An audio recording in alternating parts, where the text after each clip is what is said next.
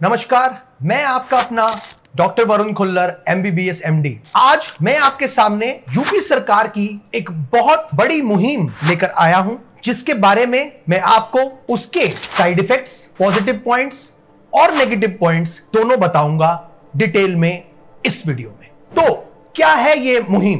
15 दिन पहले यूपी सरकार ने एक नियम लागू किया जिससे एरिया के CMO को एक अधिकार दिया जाता है, जिससे वो CHC को एक ऑर्डर्स देते हैं कि उसके अंतर्गत आने वाले सारे झोला छाप डॉक्टरों की दुकानें बंद कर दी जाए। ये बिल्कुल सही है, करना चाहिए, क्योंकि पहली चीज बहुत बढ़ रहा है ड्रग रेजिस्टेंस, बहुत बढ़ रहा है स्टेरॉइड अब्यूज, और किसी ने BUMS, BHMS डॉक्टर्स को या फार्मासिस्ट को ये लाइसेंस नहीं दिया हुआ है कि वो एलोपैथिक दवाइयों का इस्तेमाल करें। पर यहां एक बात नोट करने वाली है कि इसके साइड इफेक्ट्स क्या होंगे। क्या आप जानते हैं कि एक गरीब आदमी को, गांव में रहते हुए एक व्यक्ति को अगर रात में कुछ हो जाए तो कौन उसकी सेवा के लिए एक कॉल पे हाजिर होता है? आपको जवाब देना है। यही झोला छाप डॉक्टरों को वो कांटेक्ट करते हैं, यही उनका फर्स्ट कांटेक्ट पर्सन होते हैं, और प्राइमरी केयर भी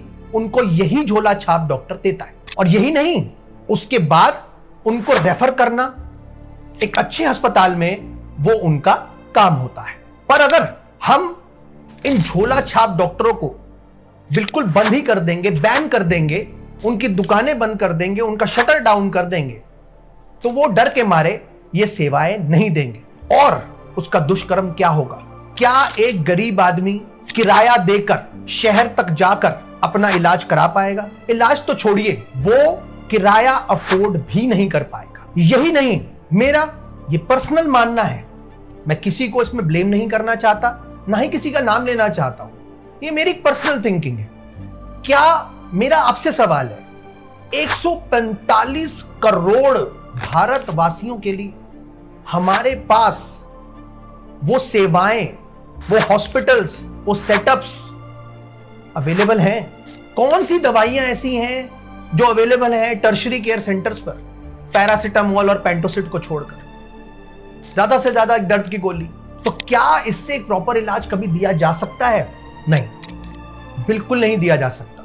तो ये लोग कुछ हद तक हमारी कंट्री की हेल्थ सर्विसेज को बचाकर रखते हैं। मैं ये नहीं कह रहा हूं कि ये सही है, इससे बहुत नुकसान भी हो रहे हैं, बट नुकसान से ज्यादा हमें पहले यह नींव रखनी पड़ेगी कि क्या उन नुकसान तक भी पहुंचने दे रहे हैं हम अपने लोगों को। नुकसान तक तो वो तब पहुंचेगा ना जब तक वो बचेगा। छोटे से छोटे बुखार से भी लोग गांव में तड़प तड़प कर मर जाते हैं अगर ये लोग वहां पर ना हो उनके एक कॉल पे। शायद आप नहीं जानते होंगे, पर मैं आपको एक असलियत बताता हूं।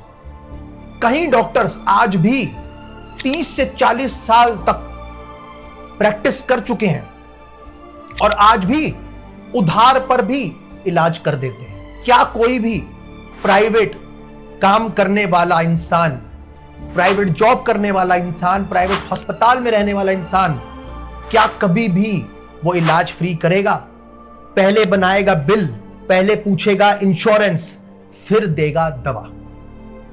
इसलिए ये आपको अपने आप से पूछना है कि क्या हमें इनकी जरूरत है या नहीं।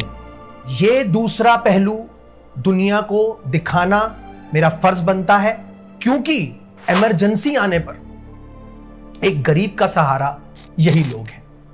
इन्हें जो भी थोड़ा बहुत आता है या जो इन्होंने सीखा है, किसी डॉक्टर के पास कंपाउंडर बनकर या किसी का हाथ बटाकर, उसी सेवाओं से ये अपना घर चलाते हैं। घर चलाना एक अलग बात है, एक जान बचाना एक अलग बात। अगर वो जान बचा पा रहे हैं तो वो बिल्कुल सही है। इसके लिए मेरी गुजारिश है सरकार से कि इसे एक क्राइम ना बनाया जाए, इनके ऊपर कोई फाइन या जेल जैसा टर्म ना दिया जाए, क्योंकि अगर यही लोग डर गए तो हमारी हेल्थ केयर फैसिलिटीज अर्थव्यवस्थ हो जाएंगी।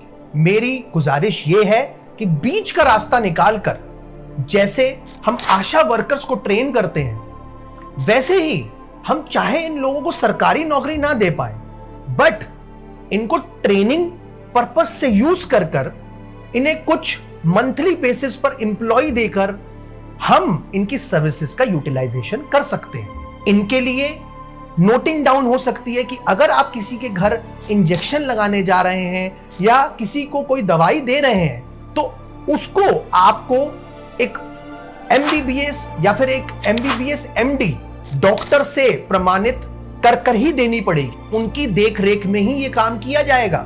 कहीं भी जाने से पहले उस व्यक्ति का नाम, उसके घर का नाम, उसको कौन सी दवाई दी जा रही है, किस बीमारी के लिए, इनकी नोटिंग की जाए और इसको एक प्लान्ड प्रोसेस में डालकर ना ही हम उनकी जीवन काल की सारी मेहनत छीने और साथ ही साथ उनको एक सहारा भी दें। इससे हमारे भारतवासियों को ही फायदा होगा। जो लोग जिनके पास पैसा नहीं है, वो नहीं पहुंच पा रहे हैं प्राइवेट हॉस्पिटल्स तक या गवर्नमेंट हॉस्पिटल्स तक, और हम सब जानते हैं कि सरकारी अस्पतालों में कितना बुरा हाल है। तो अगर हम एक बीच का रास्ता निकालें तो ये मेरी मांग है कि इन लोगों के साथ जुड़कर काम किया जाए और इनको एक क्रिमिनल घोषित ना किया जाए। और लास्ट में बस मैं यही कहना चाहूंगा, ये हमारे हेल्पिंग हैंड्स हैं, इन्हें नौकरी नहीं तो इज्जत तो दो। वो इज्जत की रोटी चाहते हैं।